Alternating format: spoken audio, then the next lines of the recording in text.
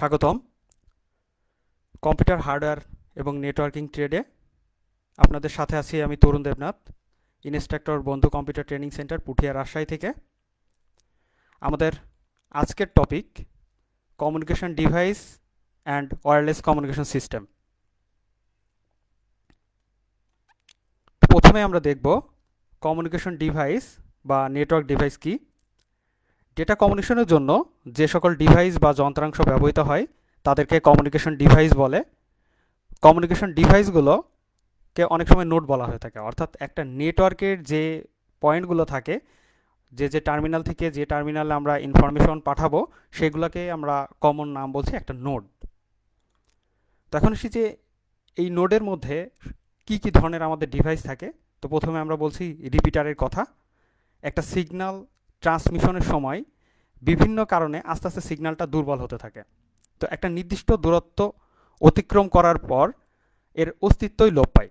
তো সিগন্যালের এই অস্তিত্ব লোপ পাওয়ার পূর্বেই সিগন্যালকে পুনরায় বর্ধিত করা প্রয়োজন।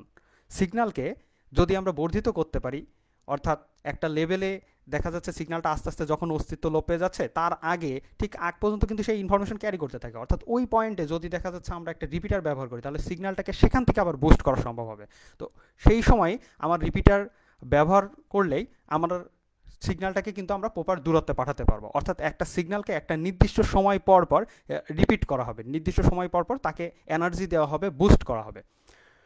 তো এরপরে প্রতিটি সিগন্যালের যে নির্দিষ্ট রেঞ্জ থাকে, যে রেঞ্জের পরে সিগন্যালটি আস্তে আস্তে দুর্বল হতে থাকে, এই রেঞ্জ পর পর যদি আমরা একটা করে রিপিটার ব্যবহার করি যাতে করে সিগন্যালের কোনো ক্ষতি না হয়, এই মতো অবস্থায় যদি আমরা একটা রিপিটার ব্যবহার করি তাহলে সিগন্যালকে অনেক দূরে আমরা পাঠাতে পারবো। তো এটি আমাদের ওএসআই মডেলের ডাটা লিঙ্ক লেয়ারে কাজ করে।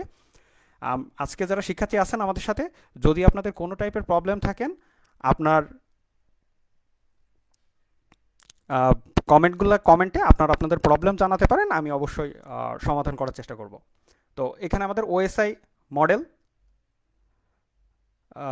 মডেল যেটা আছে আমাদের ওপেন সিস্টেম ইন্টারকানেকশন মডেল বলা হয় এটা।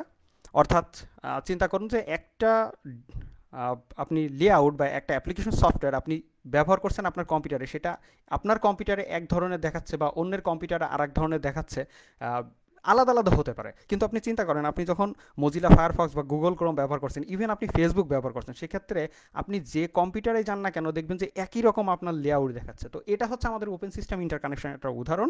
ওপেন সিস্টেম ইন্টারকানেকশনের আসলে মডেলের অনেকগুলা লেআউট আছে, 7টা লেআউট আছে। তো এই যে 7টা লেয়ার যেগুলো বলছি, লেয়ারগুলো আছে, এই লেয়ারে কিন্তু আমরা বিভিন্ন লেয়ারে কাজ করে থাকি। তো রিপিটার এক্ষেত্রে আমাদের ডাটা লিঙ্ক লেয়ারে কাজ করে। তো আমরা পরের টপিকটা দেখি। এখানে দেখেন যে একটা রিপিটার আছে, একটা ডিভাইস, এখান থেকে আমাদের 100 মিটার পরের ডিস্টেন্সে পরের সে সিগন্যালটা লোপ পেয়ে যাচ্ছে। তো সেই জায়গা থেকে আবারকে তাকে বুস্ট করার জন্য এখানে আমরা রিপিটার ব্যবহার করছি। আবার এখান থেকে 100 মিটার পরে আমরা সিগন্যালটাকে আবার বুস্ট করার জন্য আরেকটা এখানে এই রিপিটার বুস্ট করে আবার তাকে 100 মিটার পর্যন্ত কিন্তু পাঠাতে পারছি। তো এইভাবে সিগন্যালটা দেখেন একটা রিপিটারের মাধ্যমে আমরা কিন্তু এখানে 200 মিটার ওভারকাম করছি। তো এই যে এইভাবে আমরা কমিউনিকেশন করছি, এইভাবে আমাদের কমিউনিকেশন চলছে। এর পরের অংশে আমরা দেখি যে পরের যে টপিকটা আছে আমাদের হাব। অর্থাৎ হাব হচ্ছে একটা আমাদের নেটওয়ার্ক ডিভাইস। হাবের কোনো টেবিল নেই, যার অর্থ হচ্ছে হাব কোনো অ্যাড্রেস মনে রাখতে পারে না। অর্থাৎ হাব কোনো ডিভাইসের অ্যাড্রেস সংরক্ষণ করে রাখে না। কোনো ডিভাইস থেকে যখন হাবের কাছে ডাটা আসে, হাব তখন সেটার কিছু না দেখেই তার সকল পোর্টে ডাটাটাকে ট্রান্সমিট করে দেয়। তো আমরা একটু দেখে নিই যে আসলে হাব কীভাবে আমাদের ডাটাটা ট্রান্সমিট করে। আপনি একটু ডান দিকে খেয়াল করেন, আমাদের ডান সাইডে দেখেন যে এইখানে হাব থেকে একটা প্যাকেট আসলে, এই প্যাকেটটা এসে হাবে গেল এবং হাব প্রত্যেকটা পোর্টে কিন্তু এই 1 2 3 4 5 6 7 7টা পোর্টেই কিন্তু আমাদের ডাটাটাকে আমাদের পাঠিয়ে দিল। তো হাবের কাজই এইটা যে কোনো ইনফরমেশন না দেখেই সে ডাটাটাকে সরাসরি আমাদের যতগুলো পোর্ট আছে ততগুলো পোর্টে আমাদের পাঠিয়ে দেবে। হাব দুই টাইপের হয়ে থাকে, একটা হচ্ছে সক্রিয় হাব আর একটা হচ্ছে নিষ্ক্রিয় হাব। তো সক্রিয় বা অ্যাক্টিভ হাব আর একটা হচ্ছে আমাদের প্যাসিভ হাব। তো অ্যাক্টিভ হাব যে কাজটা করে থাকে, অ্যাক্টিভ হাবগুলা সবসময় আমাদের একটা বিদ্যুতের প্রয়োজন হয়। অ্যাক্টিভ হাব আমার রিপিটার যে কাজটা করছিল সেই রিপিটারের কাজ কিন্তু অ্যাক্টিভ হাবই করতে পারবে। অর্থাৎ সিগন্যালকে সে ক্লিন করবে এবং বুস্ট করবে, সিগন্যালকে বুস্ট করে ক্লিন বুস্ট এবং রিলে। অর্থাৎ একটা সিগন্যালকে বুস্ট করার পরে সেটাকে আবার ফরওয়ার্ড করবে, সিগন্যালে যতটুকু এনার্জি লস হয়েছিল ততটুকু এনার্জি সিগন্যালকে প্রোভাইড করবে, আবার সেটাকে পাঠিয়ে দেবে। তো এইভাবে আমাদের দুইটাই কাজ করছে কিন্তু আমাদের এই সক্রিয় হাব। আর নিষ্ক্রিয় হাব অন্যদিকে কী করছে, নিষ্ক্রিয় হাব ডেটা সিগন্যালকে একই ফরম্যাটে ফরওয়ার্ড করে, জাস্ট একটা সিঙ্গেল ফরম্যাটে, অর্থাৎ যে সিগন্যালটা আমার ইনপুট আসলো সেই ইনপুট সিগন্যালকেই সে সরাসরি ফরওয়ার্ড করে দিল। এক্ষেত্রে কোনো ধরনের সিগন্যাল বুস্ট করবে না, দেখা যাচ্ছে সিগন্যালের ডিস্টেন্সটা অনেক কমে গেছে, পাওয়ারটা কমে গেছে, কিন্তু সেটাকে আর সে কোনো কেয়ার করবে না, জাস্ট পাঠিয়ে দেবে। তবে এর যেটা সুবিধা হচ্ছে সেটা হচ্ছে এর কোনো নিজস্ব বিদ্যুৎ পরিবহনের ব্যবস্থার দরকার থাকে না, যেহেতু সিগন্যাল আসলেই সেটাকে শুধু ফরওয়ার্ড করতে হবে, সে এটার কাজই সেটা নিষ্ক্রিয় হাব।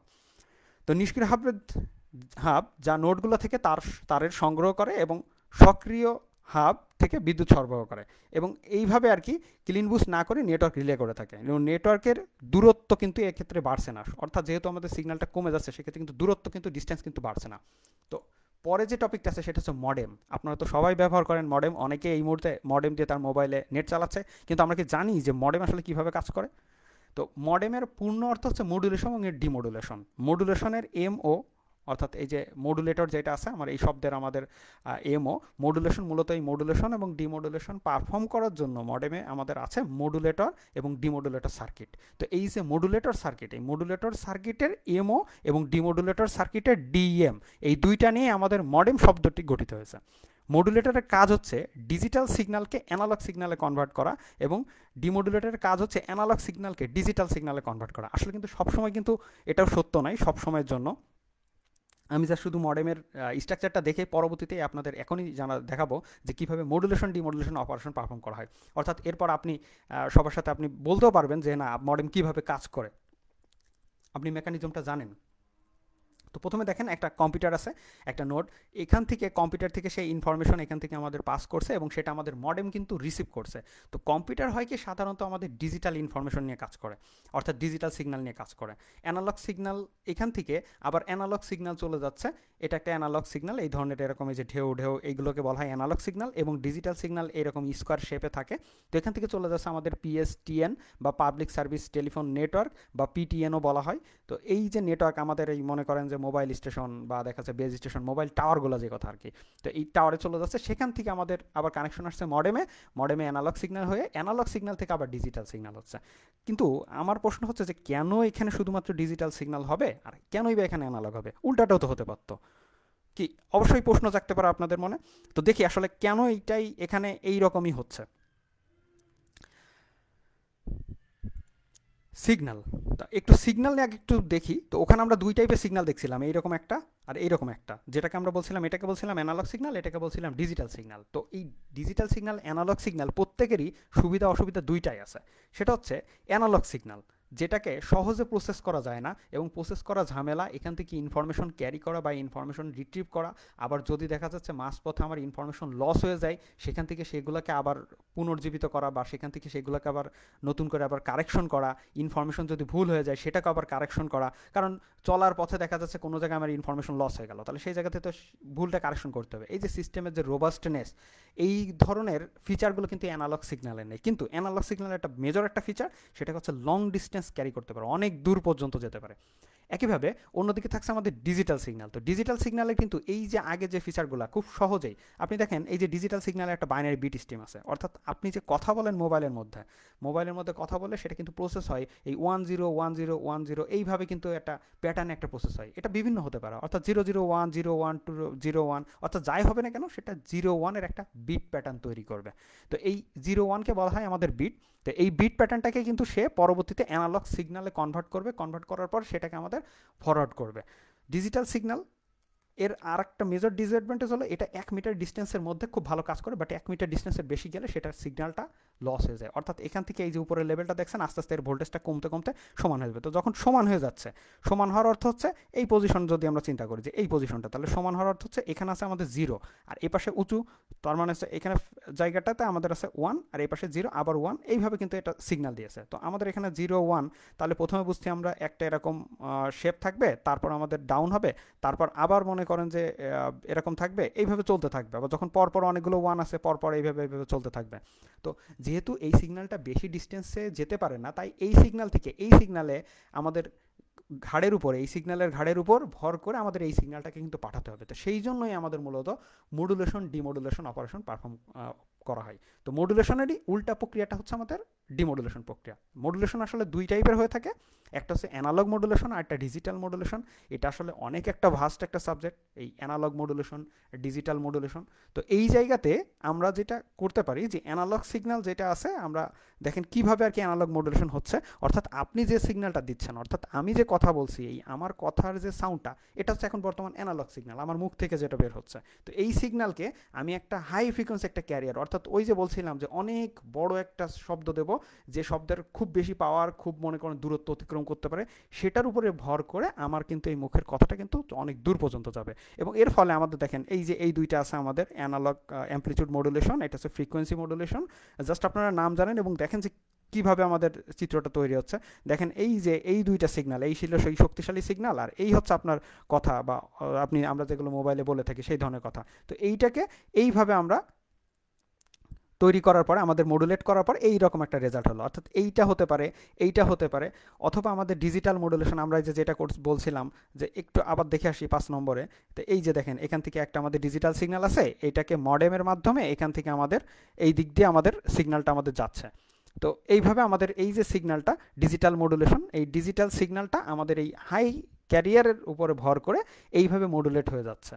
যখন এখানে আমাদের হচ্ছে 1 আছে, তখন একটা হাই ফ্রিকোয়েন্সি ক্যারিয়ার, আবার একটা লো ফ্রিকোয়েন্সি ক্যারিয়ার, এইভাবে দিয়ে আমাদের কিন্তু ক্যারি করে যাচ্ছে। অর্থাৎ এই ধরনের একটা সিগন্যাল আমাদের এই যে 5 নম্বর স্লাইডে আমরা দেখে আসলাম, এই এর মধ্য দিয়ে কিন্তু আমাদের চলে যাচ্ছে, যে আমাদের বেজ স্টেশন থেকে আবার এরকম সিগন্যাল আসছে সেই মডেমে, আরেকটা মডেমে, এই মডেম থেকে তারপরে আমাদের দেখেন যে ডিজিটাল সিগন্যাল হয়ে আমাদের এখানে কম্পিউটারে পৌঁছাচ্ছে। আচ্ছা, তো এরপরে আমাদের আমরা এখন দেখব যে অন্য আরেকটা আমাদের নেটওয়ার্ক ডিভাইস, সেটা হচ্ছে আমাদের এনআইসি, যার অর্থ হচ্ছে আমাদের নেটওয়ার্ক ইন্টারফেস কার্ড। কম্পিউটারের নেটওয়ার্কের সাথে যুক্ত করার জন্য আমাদের নেটওয়ার্ক ইন্টারফেস কার্ডের আমাদের প্রয়োজন হয়। তো এই কার্ডকে ল্যান কার্ড বা নেটওয়ার্ক অ্যাডাপ্টারও বলা হয়। ল্যান কার্ড মাদারবোর্ডের বিভিন্ন আকৃতির স্লটের মধ্যে বসানো থাকে।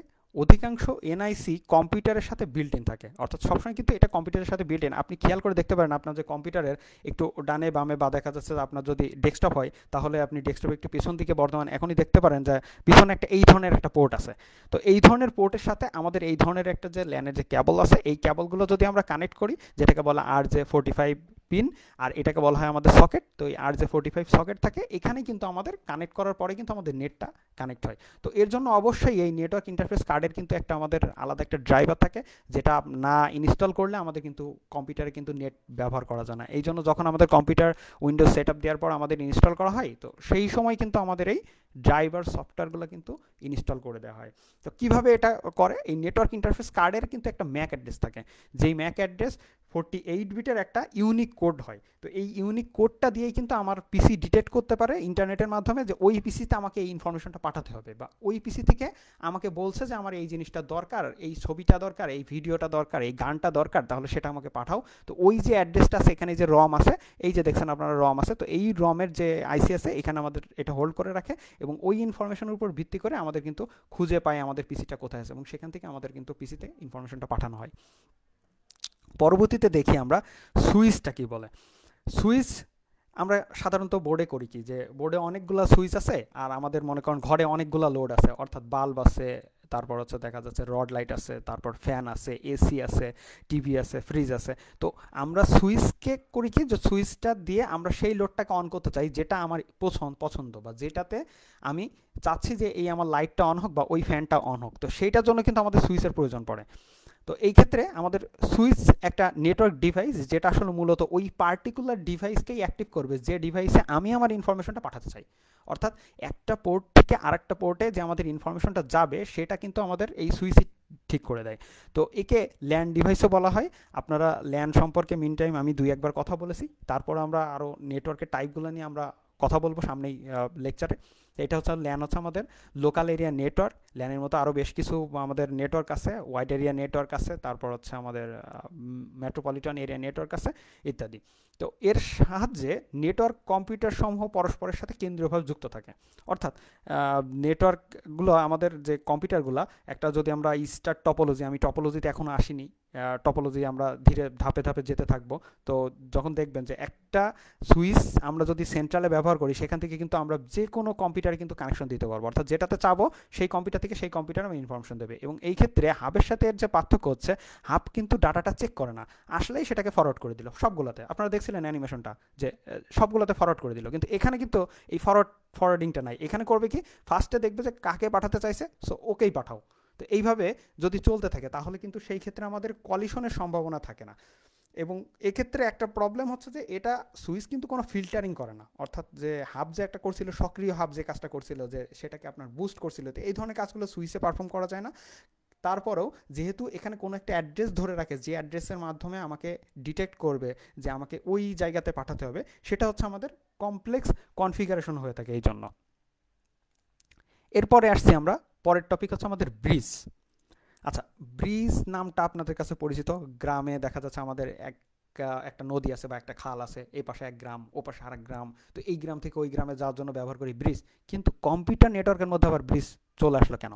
আসলে নামটা কিন্তু ওইভাবেই আসছে যে ব্রিজ দুইটা বা ততোধিক আলাদা আলাদা সেগমেন্টকে, আলাদা আলাদা টাইপের ডিভাইসকে বা নেটওয়ার্ককে একসাথে জয়েন করার জন্য, আলাদা আলাদা যে নেটওয়ার্কগুলো আছে সেগুলোকে একসাথে জয়েন করার জন্য ব্রিজ ব্যবহার হয়। তবে ব্রিজের একটা বিশেষত্ব হচ্ছে, ব্রিজ কিন্তু সবসময় আমার যে একই প্রোটোকল বিশিষ্ট নেটওয়ার্ক যেগুলো হবে, অর্থাৎ কাছাকাছি প্রোটোকল বা একই প্রোটোকলে যেগুলো থাকবে আমাদের, অর্থাৎ এইটা আছে মনে করেন যে এ নেটওয়ার্ক, এটাও যে প্রোটোকল ব্যবহার করছে এটাও সে প্রোটোকল ব্যবহার করছে।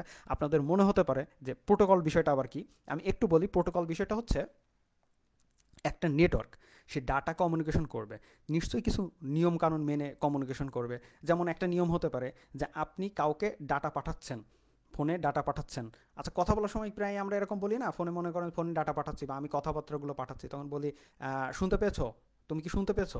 অর্থাৎ তারপর সে অ্যাকনোলেজ করে যে হ্যাঁ আমি শুনতে পেয়েছি, তুমি তারপরে বলো। অর্থাৎ একটা অ্যাকনোলেজ করার পরেই কিন্তু আমার যখন সন্দেহ হচ্ছে যে না, সে শুনতে পাচ্ছে কি পাচ্ছে না আমার কথাগুলো, তখন কিন্তু সে আমাকে অ্যাকনোলেজ করার জন্য আমি তাকে বলছি, দেন সে আবার আমাকে অ্যাকনোলেজ করলে পরবর্তীতে আমি পরের কথাগুলো বলছি। এই যে একটা প্রোটোকল, অর্থাৎ আমি কথা যে পাঠিয়েই যাচ্ছি এমন কিন্তু না, আমি পাঠাচ্ছি, সে শুনছে, সে বলছে হ্যাঁ আমি পেয়েছি, ওকে, তারপর আমি আবার বলা শুরু করছি। তো এই যে প্রোটোকল, এই প্রোটোকলগুলো যেসব নেটওয়ার্কগুলো আমার একই ধরনের প্রোটোকল ব্যবহার করে, সেইগুলোকে একসাথে কানেক্ট করার জন্য আমাদের ব্রিজ তৈরি করা হয়। তো এখানে ব্রিজ সম্পর্কে বিভিন্ন কথাবার্তা বলা হয়েছে। ব্রিজ হচ্ছে মূলত একটা সুইচের মতোই কাজ করে থাকছে, কিন্তু সুইচ এবং সুইচের সাথে ব্রিজের পার্থক্য হলো, সুইচ একটা নোডকে অন্য নোডের সাথে সংযুক্ত করে, ব্রিজ একটা নেটওয়ার্ককে অন্য নেটওয়ার্কের সাথে যুক্ত করছে। এক্ষেত্রে ছোট ছোট অনেকগুলো নেটওয়ার্ককে একসাথে ব্রিজ যুক্ত করে থাকে। এরপর আসছে আমাদের পরবর্তী টপিক হচ্ছে আমাদের রাউটার। এক নেটওয়ার্ক থেকে আর এক নেটওয়ার্কে ডাটা পাঠানোর পদ্ধতিকে বলা হয় আমাদের রাউটিং। আর এই রাউটিংয়ের জন্য ব্যবহৃত হয় ডিভাইসই হলো আমাদের রাউটার। তো রাউটার আপনারা জানেন, আপনার বাসা বাড়িতে একটা রাউটার আছে, অর্থাৎ সেই রাউটারটা সিগন্যালকে আপনার মনে করেন মোবাইলে পাঠায়, অর্থাৎ ওয়্যারলেসলি যদি পাঠাতে হয়, সেটাও কিন্তু আপনার রাউটার পাঠাচ্ছে। তো একটা নেটওয়ার্ক থেকে আর একটা নেটওয়ার্কে ডাটা প্যাকেটগুলোকে সেন্ড করার যে কাজটা, সেটাই করে থাকে কিন্তু আমাদের রাউটার। তো রাউটার কীভাবে করে থাকে? রাউটারের মধ্যে কিন্তু এই যে আমরা যে ডিভাইসগুলো যখনই আমরা অ্যাড করছি রাউটারের সাথে, তখন কিন্তু রাউটারের একটা আমাদের অ্যাড্রেস জুড়ে নিচ্ছে। আমি যখন আমার মোবাইলটা রাউটারের সাথে আমি কানেক্ট করে নিচ্ছি, তখন কিন্তু এই অ্যাড্রেস তৈরি হয়ে যাচ্ছে। ঠিক এই কাজটাই করা হয় যে প্রথমে কিন্তু যখন আমরা রাউটারটা প্রথমে বাজার থেকে কিনে না, আমি কিন্তু আমার পিসিতে লাগালে কিন্তু রাউটারটা কাজ করবে না, তার জন্য রাউটারকে কনফিগার করার দরকার হয়। আমরা বলি না যে রাউটারটাকে আগে কনফিগার করে নিয়ে আসি। তো যারা আমার আইএসপি আছে বা ইন্টারনেট সার্ভিস প্রোভাইডার আছে, তারা করে কি আমাদের এই গন্তব্য ঠিকানাটা আমাদেরকে সেট করে দেয়, তারপরে আমি সেইটা দিয়ে, সেই রাউটার দিয়ে আমি কিন্তু যে কোনো ডিভাইসগুলো কিন্তু আমি ব্যবহার করতে পারি। তো রাউটার একটা সিগন্যাল যখন সেই রাউটার পর্যন্ত আসে, নেটওয়ার্কের আসার পরে সেটাকে ওয়্যারলেসলি হোক বা দেখা যাচ্ছে ওয়্যার্ড মাধ্যমে হোক, সেটা কিন্তু ফরওয়ার্ড করে দেয়। দুইভাবে সে করতে পারে, এই কাজটা কিন্তু রাউটার পারে। আবার যখন আমি একটা ইনফরমেশন সার্চ করছি, যে গুগল থেকে আমি সার্চ করছি যে আজকের হিট মুভি কোনটা আছে, বা দেখা যাচ্ছে যে আজকের হিট গেম কোনটা আছে, এখানে ভালো গেম কোনটা, আমি একটা গেম চাই, অমুক গেমটা আমি খোঁজ করছি, দেখা যাচ্ছে কল অফ ডিউটি। তো এই যে এই গেমগুলো আমি খোঁজ করছি, এই যে সার্চ করছি, এই সার্চ করলে কিন্তু আমার ইনফরমেশনও কিন্তু সেই নেটওয়ার্কে পাঠাতে হবে, আমার ইনফরমেশন কিন্তু সেই সার্ভারে পাঠাতে হবে। যে কাজটা কিন্তু এই রাউটারই খুঁজে আমারটা থেকে নিয়ে ওখানে ইনফরমেশনটা পাঠাচ্ছে, ওখান থেকে সার্ভার থেকে প্রসেস করার পর আবার সার্ভার থেকে সেই জায়গাতে এই রাউটারের মাধ্যমে কিন্তু আমার পিসিতে কিন্তু ইনফরমেশনটা পাঠাচ্ছে। সো কত সুন্দর একটা কাজ এবং অপারেশনটা কিন্তু ইজিলি করছে রাউটার। কিন্তু যেহেতু এত অপারেশন পারফর্ম করতে হয়, সেহেতু এর রাউটার ব্যবহার করলে আমাদের যেটা হয়, আমাদের নেটওয়ার্কটা একটু স্লো হয়, তবে সেটা খুব মেজর আকারে কিছু না। এরপর আসছে আমাদের গেটওয়ে। তো গেটওয়ের আমাদের যে কাজটা করে, গেটওয়ে মূলত আমাদের একটি নেটওয়ার্ক ডিভাইস, যা ওয়ানকে ডিভাইসকে বলা হয়। তো এই ভিন্ন প্রোটোকল বিশিষ্ট 2 বা ততোধিক নেটওয়ার্ককে একসাথে সংযুক্ত করে। অর্থাৎ ব্রিজের ক্ষেত্রে ব্রিজ যে কাজটা করতো, গেটওয়ের ক্ষেত্রে গেটওয়েটা আপনি চিন্তা করেন বর্ডার, অর্থাৎ বাংলাদেশের মনে করেন ইন্ডিয়ার বর্ডার, বা দেখা যাচ্ছে ইন্ডিয়া চায়নার বর্ডার, যে এই যে বর্ডারগুলো আছে, অর্থাৎ বর্ডার বলছি যে একটা ভিন্ন প্রোটোকল, অর্থাৎ বাংলাদেশ একটা প্রোটোকলে চলছে, দেখা যাচ্ছে আমাদের পার্শ্ববর্তী দেশ ইন্ডিয়া আরেকটা প্রোটোকলে চলছে, বা চায়না আরেকটা প্রোটোকলে চলছে। এই যে ভিন্ন ভিন্ন প্রোটোকলের মধ্যে যখন আমাদের ডাটা ট্রান্সফার দরকার হবে, তখন কিন্তু আমরা সেই ক্ষেত্রে আমরা ব্যবহার করব গেটওয়ে। তো এই ক্ষেত্রে বিভিন্ন নেটওয়ার্ক ডিভাইস যেমন হাব, সুইচ, রাউটার ইত্যাদি প্রোটোকল ট্রান্সলেশনের সুবিধা দেয় না, কিন্তু গেটওয়ে কিন্তু ট্রান্সলেশনের সুবিধা। অর্থাৎ ট্রান্সলেশন বলতে বোঝাই যে এক ভাষার প্রোটোকলকে সে অন্য ভাষায় প্রোটোকলে কনভার্ট করে নেয়, নেওয়ার পরে তারপরে দেয়, এই যেটা অন্যরা পারে না, বিধায় অন্যান্যরা গেটওয়ে সুবিধাটা প্রোভাইড করতে পারে না। তো এরপরে এখন আমরা আসি wireless communication system. Meantime আমরা ডিভাইসগুলো দেখলাম। আপনাদের যদি কারো কোনো প্রবলেম থাকে তাহলে অবশ্যই জানাবেন। তো এরপরে যেটা আমাদের টপিক আছে সেটা হচ্ছে ওয়্যারলেস কমিউনিকেশন সিস্টেম। বর্তমান বিশ্বে বিভিন্ন ক্ষেত্রে কিন্তু ওয়্যারলেস প্রযুক্তি ব্যবহার হচ্ছে। তো এই ওয়্যারলেস প্রযুক্তিগুলো যেসব ক্ষেত্রে আমরা ব্যবহার করি, সিকিউরিটি সিস্টেম, ধরেন ওয়্যারলেসলি আপনি মনিটরিং করতে চাচ্ছেন আপনার বাসা বাড়িতে কোনো চোর ঢুকছে কিনা। তো এই যে যেখান থেকে আপনি মনিটরিং করতে চাচ্ছেন, মনে করেন যে আপনি আছেন আপনার অফিসে, দেখতেছেন আপনার বাসাতে কোনো চুরি হচ্ছে কিনা, বা আপনি অন্য জায়গাতে আছেন, সেখান থেকে আপনার বাসা মনিটরিং করার জন্য কিন্তু আইপি ক্যামেরা ব্যবহার করছেন, সে কিন্তু কিছু একটা ওয়্যারলেস প্রযুক্তি ব্যবহার করছে। টিভি রিমোট আপনি যেটা ব্যবহার করছেন টিভিতে কন্ট্রোল করছেন, তার সাথে কি কোনো তার আছে? না, সেটা কিন্তু আমাদের রিমোটলি কন্ট্রোল করা হচ্ছে। সেক্ষেত্রে এই ক্ষেত্রে কিন্তু একটা আমাদের ওয়্যারলেস একটা কমিউনিকেশন সিস্টেম ব্যবহার করা হচ্ছে। তারপর হচ্ছে আমাদের সেলুলার টেলিফোন, অর্থাৎ সেল বেসড একটা টেলিফোন সিস্টেম কিন্তু আমরা ব্যবহার করছি এখানে, সেলুলার টেলিফোন সিস্টেম, অর্থাৎ সেল বেসড। আমরা কিভাবে মোবাইল কমিউনিকেশন হয়, অর্থাৎ এক মোবাইল থেকে আরেকটা মোবাইলে কিভাবে আমরা কথাবার্তা বলি, এটা কিভাবে হয়, এই জিনিসটা কিন্তু আমরা খুব শীঘ্রই কিন্তু আমরা দেখব। পরের লেকচার আমাদের আলাদা একটা লেকচারই আছে শুধুমাত্র ওই কমিউনিকেশনের উপরে, যে কীভাবে আমার মোবাইল কমিউনিকেশনগুলো হয়। তো এরপর আসছে আমাদের ওয়াইফাই।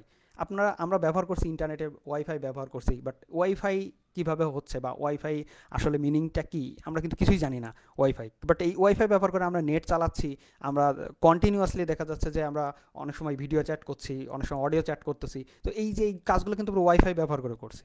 এরপর আসছে ওয়্যারলেস এনার্জি ট্রান্সফার। ওয়্যারলেসলি আমরা বিভিন্ন ডিভাইসে, বর্তমানে এটা খুবই লেটেস্ট একটা প্রযুক্তি, যে ওয়্যারলেসলি বিভিন্ন ডিভাইসে আমরা পাওয়ার দিচ্ছি, পাওয়ার সাপ্লাই দিচ্ছি, যাতে করে সেই ডিভাইসটা আমাদের রান হয়। তো এটা হচ্ছে আমাদের ওয়্যারলেস এনার্জি ট্রান্সফার প্রসেস। এরপর হচ্ছে আমাদের কম্পিউটার ইন্টারফেস ডিভাইস আছে। এছাড়া কিছু ডিভাইস আছে, যেমন মনে করেন ওয়্যারলেস মাউস বের হয়েছে, এখন ওয়্যারলেস কিবোর্ড বের হয়েছে, অর্থাৎ কিবোর্ডের মাধ্যমে আমি কিন্তু সেই ওয়্যারলেসের মাধ্যমে কিন্তু আমি কিন্তু কিবোর্ডের সাথে আমার কম্পিউটারের কাজ করছি। অর্থাৎ আপনার ল্যাপটপ বা কম্পিউটার আছে মনে করেন দূরে, আর আপনি বেডে শুয়ে সেখান থেকে কিবোর্ড বা ল্যাপটপ আপনার হচ্ছে মাউস দিয়ে দূর থেকে কন্ট্রোল করতে পারছেন। তো এখন এই টেকনোলজিগুলো আমি দেখব, এবং টেকনোলজিগুলোর পাশাপাশি তাদের বৈশিষ্ট্য বা সুবিধা অসুবিধা নিয়ে আমরা দেখব যে আসলে কীভাবে কাজ করে। তো ব্লুটুথ হচ্ছে তারবিহীন স্বল্প দূরত্ব আদান প্রদানের জন্য, ডাটা আদান প্রদানের জন্য এটা ব্যবহার করা হয়। ব্লুটুথটা আমাদের যেটা করে, আমাদের 10 মিটার থেকে আমাদের 100 মিটার রেঞ্জের মধ্যে ব্লুটুথ আমাদের কাজ করে। ব্লুটুথের যে আমাদের রেঞ্জ আছে, অর্থাৎ যে ফ্রিকোয়েন্সিতে আমাদের ব্লুটুথ ডাটা ট্রান্সফার করে, সেটা হচ্ছে 2.4 গিগাহার্জ, এবং এটা মূলত আমাদের শর্ট ডিস্টেন্সের জন্যই করা হয়। তো আরেকটা আমাদের আজকে আরেকটা নেটওয়ার্ক দেখছি, দেখেন, পার্সোনাল এরিয়া নেটওয়ার্ক, যেটাকে প্যানও বলা হয়ে থাকে, অর্থাৎ খুব ছোট নেটওয়ার্ক, অর্থাৎ একটা খুব স্বল্প পরিসরে যে নেটওয়ার্কটা আছে সেটা হচ্ছে আমাদের পার্সোনাল এরিয়া নেটওয়ার্ক। এটি উচ্চ মানের একটা নিরাপত্তা থাকে। ওয়াইফাইয়ের ফুল মিনিংটা, হ্যাঁ, আমি একটু পরে আসছি, আপনার প্রশ্নের অ্যান্সার দেবো। ওয়াইফাই আমরা যাবো, এখনই যাব, সেই সময় আমি ওয়াইফাইয়ের অ্যান্সার দিয়ে দেবো। তো এখন আসছি যে এই বিভিন্ন ডিভাইসে ইউএসবি পোর্টের মাধ্যমে আমাদের যে ব্লুটুথ সংযোগ দেওয়া হয়, ইউএসবি পোর্টের মাধ্যমে, অর্থাৎ একটা বাজার কিন্তু এক ধরনের ডিভাইস পাওয়া যায়, ব্লুটুথ ডিভাইস, এটা খুবই অল্প দাম। তো এই ব্লুটুথ ডিভাইসটা আপনি যদি আপনার পিসিতে তো ব্লুটুথ নাই, তো আপনি আপনার ফোনের সাথে কিভাবে কম্পিউটারের সাথে আপনি কানেক্ট করবেন? তো বাজারে গেলে আপনি এই ধরনের একটা ডিভাইস পাবেন, ব্লুটুথ ডিভাইস, সেটা আপনার ইউএসবি পোর্টে কানেক্ট করে জাস্ট ওর ড্রাইভার সফটওয়্যারটা একবার ইনস্টল করে নেন। ইনস্টল করে নেওয়ার পরে আপনি আপনার পিসির সাথে আপনার মোবাইলের যে কোনো ডাটা ট্রান্সফার করতে পারবেন। এবং এই ক্ষেত্রে আপনার রেট দেখেন, ডাটা ট্রান্সফার রেট প্রায় 1 মেগাবিট পার সেকেন্ড। তো একটু দেখি যে ব্লুটুথটা আসলে কখন হয়েছিল বা কীভাবে তৈরি হয়েছিল। 1994 সালে টেলিকম ভেন্ডর এরিকসন সর্বপ্রথম ব্লুটুথ উদ্ভাবন করেন এবং 10ম শতাব্দীর ডেনমার্কের রাজা হারাল্ড ব্লুটুথের নাম অনুসারে এই প্রযুক্তির নামকরণ করা হয়েছে ব্লুটুথ। বর্তমানে মোবাইল ফোন থেকে শুরু করে laptop, tab, PDA, smartphone, computer, medical device এবং বাসাবাড়ির বিনোদনের ক্ষেত্রে অনেক ক্ষেত্রে আমরা ব্লুটুথ প্রযুক্তিটা ব্যবহার করে থাকি। তো ব্লুটুথের আমি বৈশিষ্ট্য নিয়ে একটু কথা বলি। ব্লুটুথটা হচ্ছে স্বল্প দূরত্বে দুইটা ডিভাইসের মধ্যে ডাটা আদান প্রদানের জন্য ব্লুটুথ ওয়েব ব্যবহার করে। ব্লুটুথের 2.4 গিগাহার্টজ ফ্রিকোয়েন্সিতে কাজ করে। 10 থেকে 100 মিটারের মধ্যে মানে আমাদের রেঞ্জের মধ্যে কাজ করে ব্লুটুথটা। তো এক্ষেত্রে কোনটা আমাদের 100 মিটার রেঞ্জে কাজ করবে সেটাই আমাদের সবচেয়ে ভালো। তো ব্লুটুথের সবচেয়ে যে লেটেস্ট ভার্সনটা আছে, ব্লুটুথ ভার্সন 4.0, এটাই আমাদের ব্লুটুথের সবচেয়ে একটা ভালো একটা ওয়ে, যেটা আমাদের লং ডিস্টেন্সে কমিউনিকেশন করতে পারে। তো ব্লুটুথ একটা পিকো নেটের আওতায় সর্বোচ্চ 8টি যন্ত্রের সাথে সিগন্যাল আদান প্রদান করতে পারে।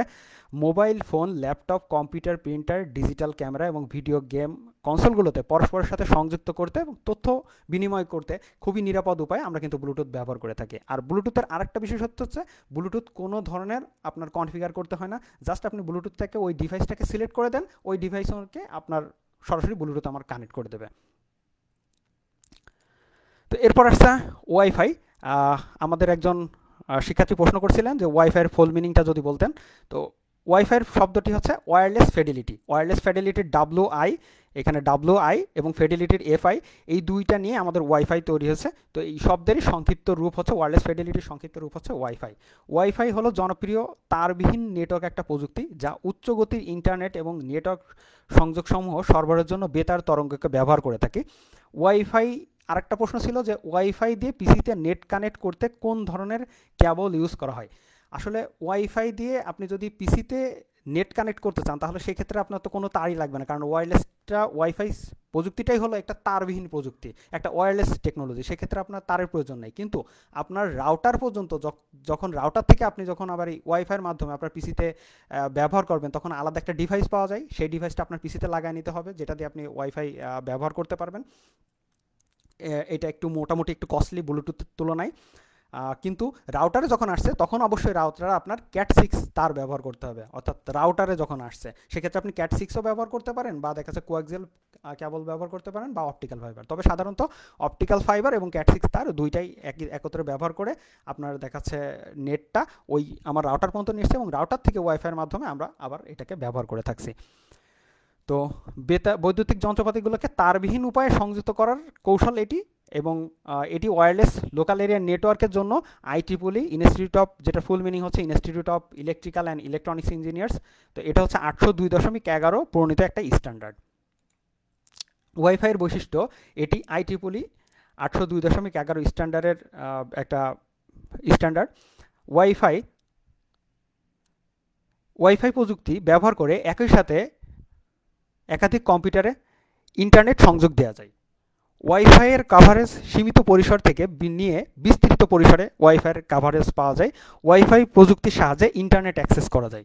কাভারেজ এরিয়া সাধারণত ইনডোরের ক্ষেত্রে 32 মিটার এবং আউটডোরের ক্ষেত্রে 95 মিটারের মতো হয়ে থাকে। তো এরপরে আমরা এখন চলে যাব পরের টপিকে চলে যাচ্ছি। পরের টপিক হচ্ছে আমাদের ওয়াইম্যাক্স। আচ্ছা, ওয়াইফাই রাউটারে আমাদের আরেকটা প্রশ্ন ছিল, ওয়াইফাই রাউটারে আমরা দেখতে পাই 2.4 গিগাহার্জ বা 2.6 গিগাহার্জ লেখা থাকে। আসলে মূলত এই ফ্রিকোয়েন্সিতে আমাদের সিস্টেমটা এই ফ্রিকোয়েন্সি আমাদের ডাটা ট্রান্সমিট করে, অর্থাৎ ডাটাটা আমাদের যে কমিউনিকেশনটা হচ্ছে ওই যে পার্টিকুলার ফ্রিকোয়েন্সি লেখা আছে ওয়াইফাইয়ের আপনার ডিভাইসের পিছনে, ওই পার্টিকুলার ডিভাইসে কিন্তু ওই ফ্রিকোয়েন্সিটা আমাদের ডাটা ট্রান্সফার করছে। আপনি আগে চলে যান ওই যে মডুলেশনে আমরা একটা কথা বলছিলাম যে শক্তিশালী একটা ক্যারিয়ার ওয়েভ বা একটা তরঙ্গের উপরে ভর করে কিন্তু আমরা তথ্যগুলোকে এক জায়গা থেকে অন্য জায়গায় পাঠাই। ওই যে শক্তিশালী যে তথ্য পাঠাচ্ছি যে ক্যারিয়ার ওয়েভটা, ওর ফ্রিকোয়েন্সিটা কত, আসলে মূলত এই আপনার এই যেখানে 2.4 গিগাহার্জ বা 2.6 গিগাহার্জ লেখা থাকে, এই গিগাহার্জটা আসলে এইটার মাধ্যমে বোঝায় ওই সিগন্যালকে, অর্থাৎ ওই যে ফ্রিকোয়েন্সিটা আছে ওইটাকে। তো এখন আসি আমি লাস্ট টপিকটা আমাদের হচ্ছে যে ওয়াইম্যাক্স। ওয়াইম্যাক্সের পূর্ণ রূপ হচ্ছে world wide interoperability for microwave access. WiMAX প্রযুক্তির মাধ্যমে উচ্চ গতির ব্রডব্যান্ড সেবা তারবিহীন ব্যবস্থায় বিস্তৃত এলাকা জুড়ে ইন্টারনেট অ্যাক্সেস করার সুযোগ পাওয়া যায়। 1998 সাল থেকে IEEE 802.16 group wireless metropolitan area network, এটা অ্যানাদার একটা নেটওয়ার্কের জন্য মানটি আদর্শ হিসেবে গ্রহণ করা হয়। এটি অপেক্ষাকৃত অধিক মানসম্মত এবং অধিক নিরাপত্তা সুবিধা সম্বলিত। তো এটা মোটামুটি 10 থেকে আমাদের মানে একটা ভাস্ট এরিয়া কভার করে, প্রায় 10 থেকে 60 কিলোমিটার এরিয়া পর্যন্ত এটা কভার করতে পারে ওয়াইম্যাক্স প্রযুক্তি, এবং তাও মাত্র একটা বেস স্টেশনের মাধ্যমেই এটা দিয়ে কভার দেওয়া সম্ভব। তো ওয়াইম্যাক্সের আমি সুবিধা একটু দেখি। তার আগে আমি আরেকটা প্রশ্ন আমি বলছি, পাওয়ার পয়েন্টের সমস্ত বিষয়গুলো আমাদের জন্য যদি আপলোড করে দেন তাহলে বুঝতে আরও সহজ হতো। আসলে আমাদের ভিডিওটা কমপ্লিটলি পাওয়ার পয়েন্টে দেওয়া হচ্ছে, পাওয়ার পয়েন্ট থেকেই আপনি সমস্ত ভিডিওটা থেকে আপনি পাওয়ার পয়েন্টে দেখতে পারবেন। তারপরে আপনার যদি পাওয়ার পয়েন্টের প্রেজেন্টেশনটা যদি দরকার হয় আপনি আমাকে ইনবক্স করতে পারেন, তাহলে আমি আপনাকে এটাও পাঠিয়ে দিতে পারবো। আর আশা করি সব কিছু এখানে আমাদের দেওয়া আছে, এবং পরবর্তীতে ভিডিওটি আপনি পেয়ে যাবেন, আমরা লিঙ্ক দিয়ে দেবো, পরবর্তীতে লিঙ্ক দিয়ে দেবো। তো ওয়াইম্যাক্সের সুবিধা হচ্ছে যে প্রত্যন্ত অঞ্চলে সেবা পাওয়া যায়, এবং এমনকি যেখানে ফোনের সংযোগ পৌঁছায়নি সেখানেও আমাদের সুবিধা পাওয়া যায়। কোয়ালিটিস অফ সার্ভিস অনেক নিশ্চয়তা দেয়, তথ্য এবং টেলিযোগাযোগ সেবাগুলো প্রদান করা যায়। এর অসুবিধা যেটা আছে, ফাইবার অপটিক কেবল এদের সাথে তুলনা করলে বা স্যাটেলাইটের সাথে তুলনা করলে ওয়াইম্যাক্সের ডাটা রেট অত্যন্ত ধীর গতির। খারাপ আবহাওয়ার কারণে, যেমন বৃষ্টির কারণে কিন্তু সিগন্যাল একটা বিঘ্ন ঘটতে পারে। বেশি বিদ্যুৎ শক্তি ব্যবহার করার ফলে সার্বিক নেটওয়ার্ক চালানোয় পর্যাপ্ত বিদ্যুতের একটা ঘাটতি থাকতে পারে, বা সরবরাহ সবসময় নিশ্চিত করতে হয়। এটার মেইনটেন্যান্স কস্ট অনেক বেশি হয়, কিন্তু সুবিধা হচ্ছে আবার একটা সিঙ্গেল নেটওয়ার্ক হাজার হাজার ইউজারকে আপনি সার্ভিস দিতে পারেন। তো এরপরে যেটা আমাদের আগামী দিনের হোমওয়ার্ক, সেটা হচ্ছে আপনারা একটা লিস্ট বানাবেন যেখানে হাব, সুইচ, ব্রিজ, রাউটার, গেটের সুবিধা অসুবিধা উল্লেখ করবেন। আমি অলরেডি এই ভিডিওটা তৈরি করার সময় এই আপনাদের এই টোটাল যে ক্লাস টাইমে আমি কিন্তু অলরেডি কিন্তু সব কিছু কিন্তু বলেছি, যে হাব, সুইচ, ব্রিজ, রাউটার, গেটের সুবিধা অসুবিধাগুলো কিন্তু মুখে বলেছি। তো এই জিনিসগুলাই আপনারা উল্লেখ করবেন এখানে, দিয়ে একটা লিস্ট তৈরি করবেন। মিন টাইম আপনি দেখবেন যে আপনি লিস্টটা তৈরি করলে আপনার কিন্তু খুব দ্রুতই আপনার টোটাল লেসনটা আপনি খুব দ্রুত শিখতে পারবেন।